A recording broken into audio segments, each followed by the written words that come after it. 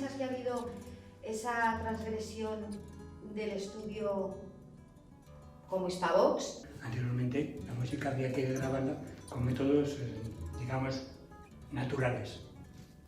Hoy día todo eso está dentro del mundo digital, con lo cual es otra historia. Aunque la cuerda sigue siendo cuerda, pero falta el calor humano que toque esas melodías y toque esas notas. El alma.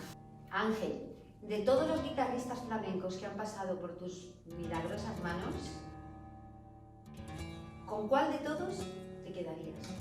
Con el más espectacular, con el que ha aportado a la guitarra flamenca una dimensión universal, y se llama Paco de Lucía. ¿Un cantador que te haya llegado un poquito? Camarón de la Isla. Claro, si es que son dos. Para mí, Morente, más que cantador flamenco, era investigador del cante flamenco. Enrique Morente, claro. Rafael, yo me acuerdo que le grabaste muchos discos. Es más, toda su trayectoria artística, incluso una operación que hubo en una mitad de su carrera que fue muy decisiva a la hora de luego volver a cantar. Cuando Rafael iba al estudio para grabar, no había que decirle nada. ¡Hala, graba! Y él se oía el resultado y decía, aquí voy a cambiar esto y aquí voy a cambiar aquello, sabiendo perfectamente bien lo que hacía. Ahí es donde yo quiero hacer insistencia en el oído musical para el flamenco, que es complicado, que vienen personas, alumnas que he tenido que son pianistas, violinistas, que dices, bueno, estudian música, deben de saber realmente lo que es un compás o un acento o un contratiempo, un sincopado, pero les cuesta. O sea, el oído del flamenco tiene esa cosa que, bueno, cuando ya la mezclas con el cante, tienes que ser hasta incluso experto, ¿eh? Pero si no, como guitarra sola y única en el estudio, ¿cómo ha sido, por favor, que grabes a Manolo Sanlúcar?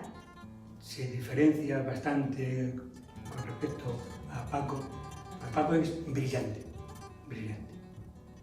Tan brillante que él normalmente todas sus melodías las hace con las cuerdas agudas, digamos así. O sea, la primera, la segunda y hasta la tercera cuerda. Y sin embargo, Manolo intentaba hacer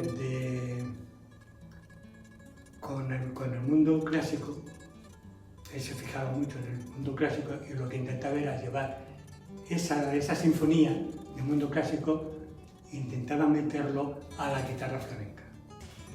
La época dorada, como yo he bautizado a las sevillanas de ese momento con estos grandes grupos, que son grupos que han quedado además ya, y es que es muy difícil que se vuelvan.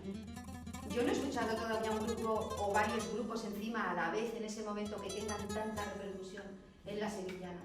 ¿Cómo viviste ese momento? Los 4 grupos que vendían más discos de sevillanas. De todos ellos, el título genérico de este disco de A Cantar y a Bailar fue la sevillana más importante de toda la historia de las sevillanas andaluzas, claro. Y eso era Cantores de Ismanis, cuyo jefe directivo y director ideológico era Pascual González. Hace poquito estuvimos en Valencia escuchando a Rafael Riquelme, que también seguimos en la línea. Era de la época sevillanera.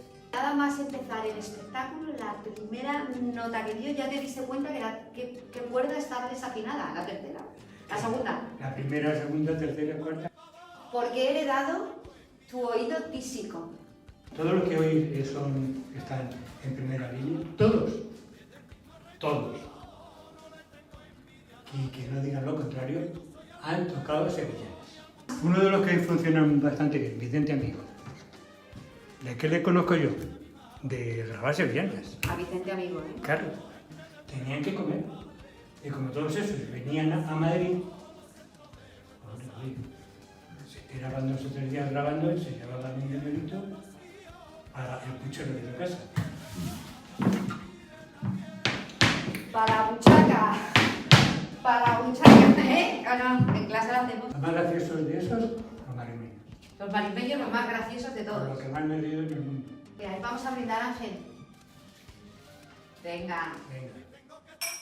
Gracias, Ángel, por enseñarme a escuchar.